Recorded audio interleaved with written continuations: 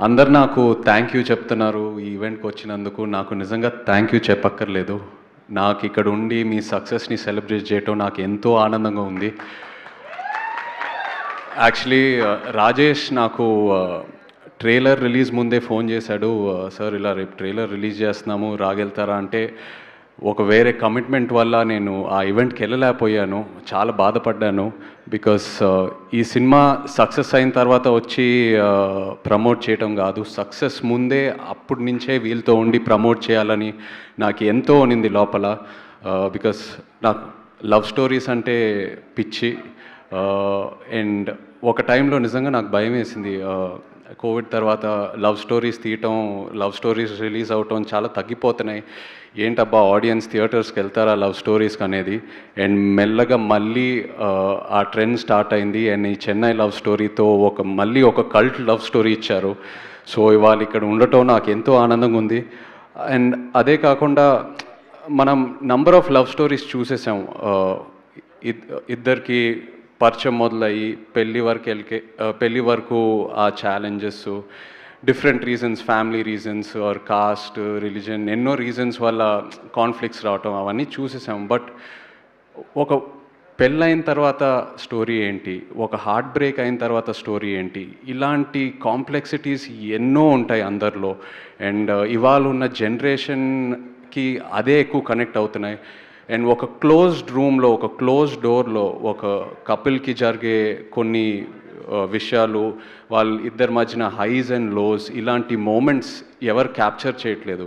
And ఇలాంటి love stories నేను ఒక యాక్టర్, ఒక ఆడియన్స్గా ఎంతో ఎదురు చూస్తున్నా. ఇలాంటి టాపిక్స్ ఎందుకు టచ్ చేయట్లేదా, ఇలాంటి స్టోరీస్ రావాలి కదా అని. అండ్ అలాంటిది చెన్నై లవ్ స్టోరీ వచ్చింది. So I felt so happy after watching the film.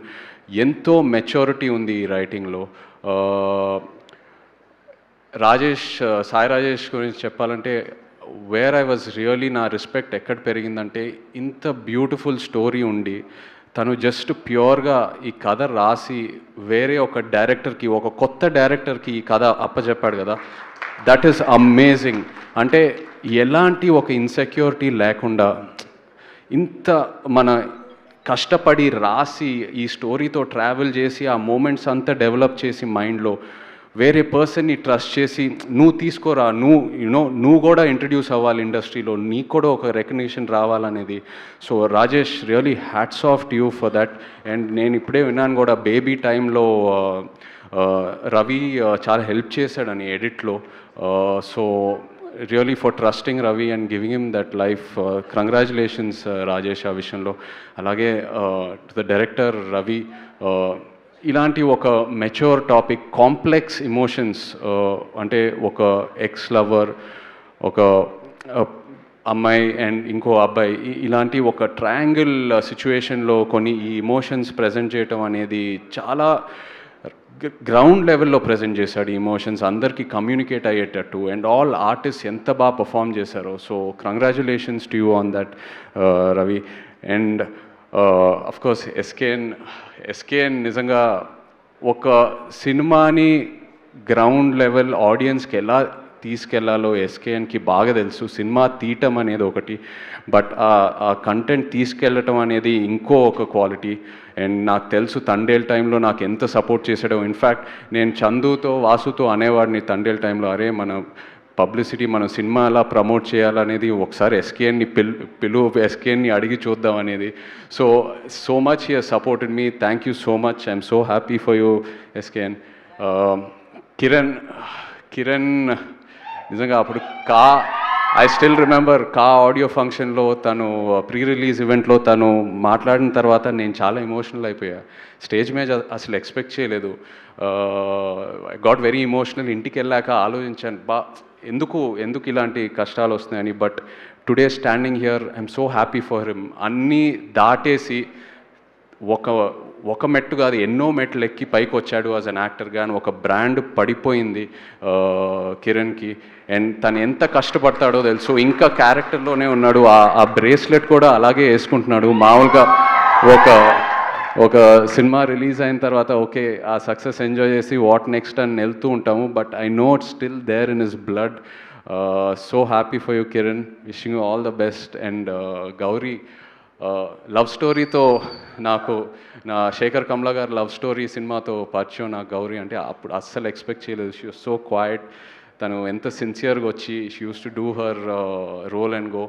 And ఇవాళ ఇలాంటి క్యారెక్టర్ని యాక్సెప్ట్ చేసి చేయటం అనేది ఇట్స్ నాట్ అ జోక్. అంటే ఒక ఆల్కహాలిక్ అమ్మాయి ఆ జర్నీ చూపిస్తూ ఆ ఆల్కహాలిజం నుంచి బయటికి వచ్చి మళ్ళీ రికవర్ అయ్యి మళ్ళీ మొత్తం హోప్ అంతా పోగొట్టుకొని మళ్ళీ అది బయటికి రావటం అనేది it's really such a huge responsibility to carry.